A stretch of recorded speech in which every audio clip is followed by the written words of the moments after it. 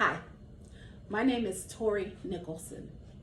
If you know me, you already know I'm running for Congress as an independent in Illinois' 1st District. Here's why. On Easter morning, 2022, my niece went into premature labor. My great-nephew was born and she was just about 21 and a half weeks into the pregnancy. What we quickly learned that day, and to our absolute horror, is that in Illinois, if you are not 22 weeks pregnant, then your child will be deemed not viable by medical staff. What this looks like in practice is that you give birth to a baby. In this case, my niece gave birth to her son, and she had been told that he would be stillborn and that he was already gone. Against all odds, he was not.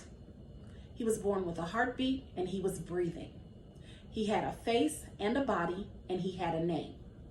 So her baby is born and he is tiny and he is fighting. And so she starts to ask, when are you going to do something? When are you going to help him? Because up to this point, he has not even been examined by a doctor. So about a half hour goes by and they're just like, honey, he's probably not going to make it. He's not viable. I'm sorry. And they're just so cold and so unflinching. We're not going to do anything. He's not viable. He's not going to make it. So that first half hour of his life passes and she's like, listen, he's still breathing. What are you going to do? And they're like, nothing. He's not viable. So she, along with me, begins to protest. We are begging, we're pleading, we're asking, we're crying, we're demanding, do something. This child is alive.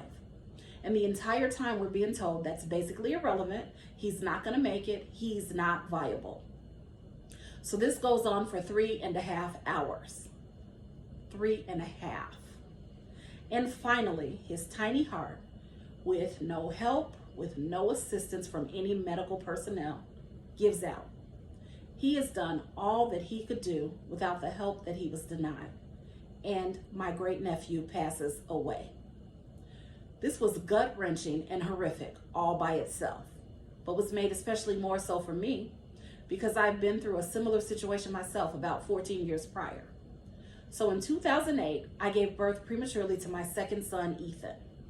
My son was viable because I was 27 weeks, so he got all of the things that my great-nephew did not.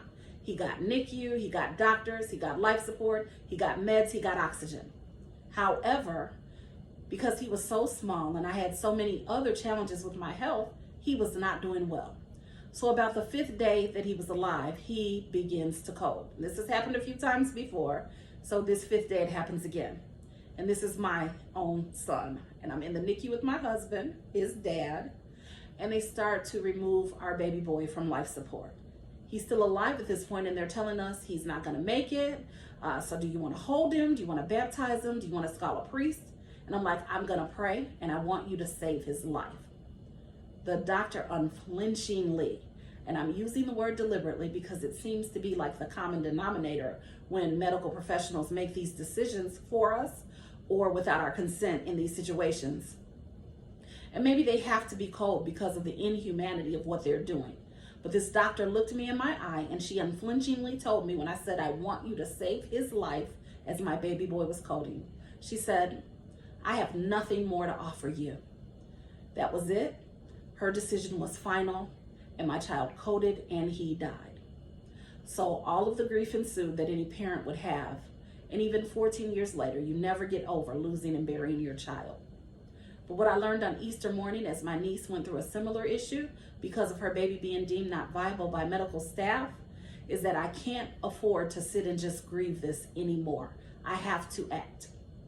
So I am in this race because I believe that it is immoral and that it is horrific and that it is inhumane for medical doctors to say that if they deem a baby not viable, they won't even try to save his life. I'm not saying that their interventions would have saved my great-nephew. I don't know that. Only God knows. What I do know is they didn't even give him a chance. And I cannot abide that, and neither should you. We are having a lot of conversation in this country right now about fundamental rights. And so I'm only going to ask this question. If the fundamental right to decide that you should have treatment that could save your life does not belong to your parents, doesn't belong to your mom, your dad, your family, when you are a premature infant, then who does that right belong to? Who gets to decide if you can save your child's life, or if you can at least insist that medical professionals try? That's the question I hope to answer in Washington, D.C. after this election.